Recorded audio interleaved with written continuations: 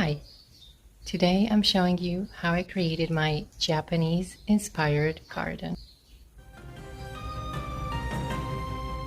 This area is at the back of my property, and this summer after I planted some veggies and flowers in the back, I frequently passed by this area which was dark and dingy, and I just saw an opportunity to improve it.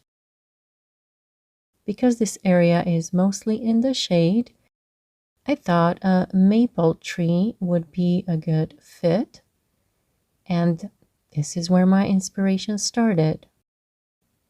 Thinking of maple trees got me thinking about Japanese gardens.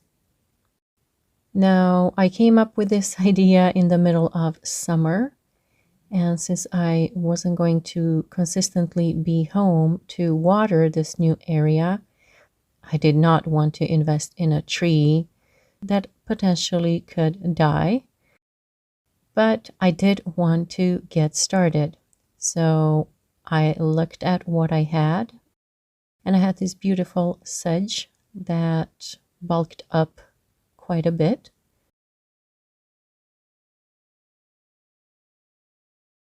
So I just divided it and plopped it in the ground. And I did my best to water it in hot summer months.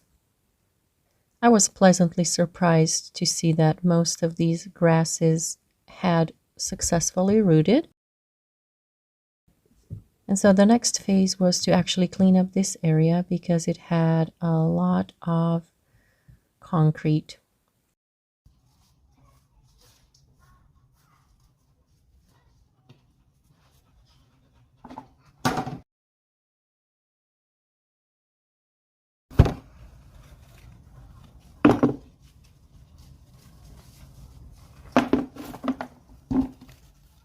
I tried to clean it the best I could.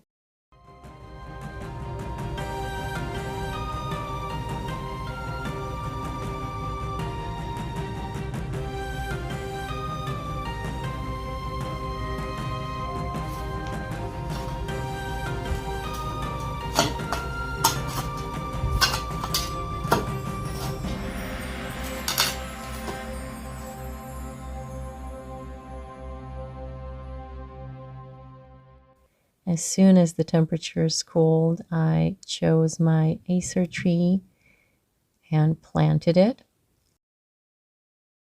I amended the soil and covered the entire area for a fresh, clean look.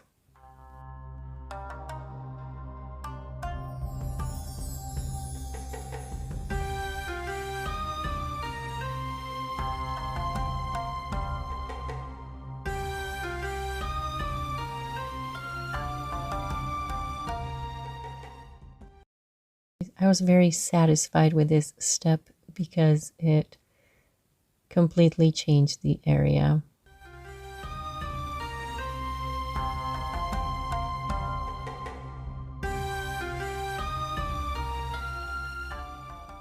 Next, I picked up a beautiful fern at my garden center, and I just put it in the ground without recording this step.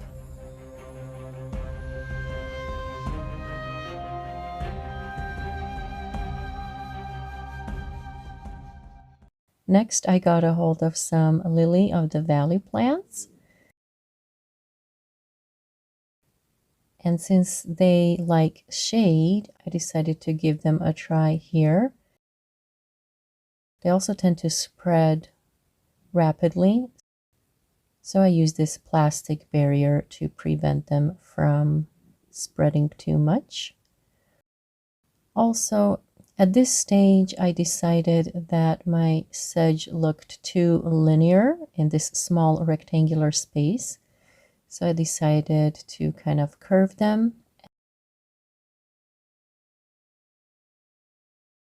And I also replaced one of the plants that didn't take.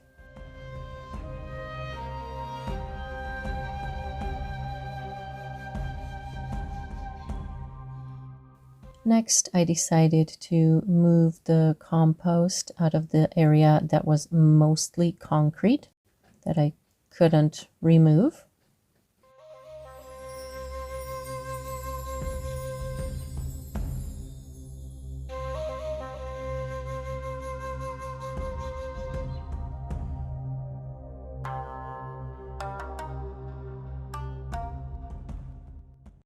And then I mulched the area that had plants growing.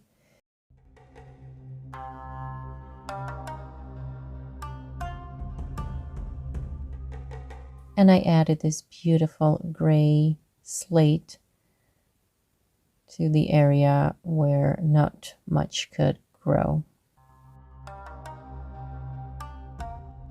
Here is the area all beautified.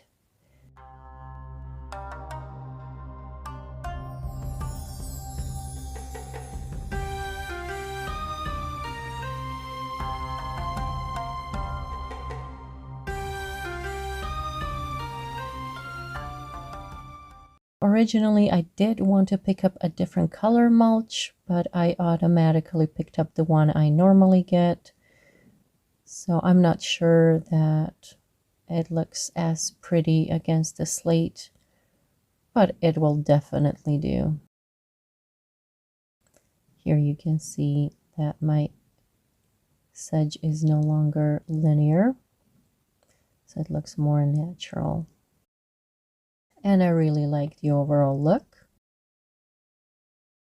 I thought this was going to be the end of my project this year, because even though I intended to find a Japanese lantern, I couldn't source one locally. And the lanterns I found online, the ones that were made out of stone, were way too expensive to ship to Croatia. And the ones that were made out of resin, I thought were very small and too expensive for the value. So I put this idea to rest. And then one day I came across this beautiful lantern made out of real stone. It is about 40 centimeters tall. And it was just under 10 kilos, so it wasn't too expensive to ship either. I am thrilled that I was able to get this beauty. I temporarily placed it in this corner. It does need to be glued. As I placed it on the mulch, I realized it needed a more stable base.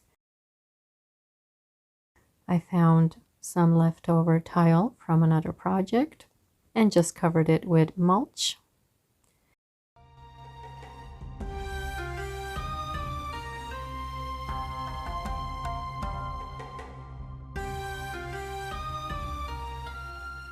My husband did glue it with some weather-resistant glue.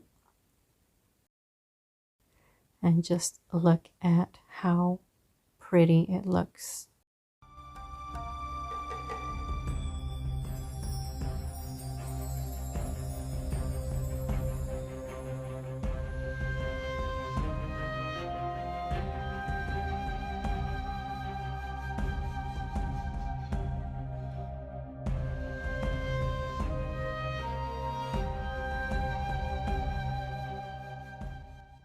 I am beyond thrilled with this project that took several months to complete, and I love it.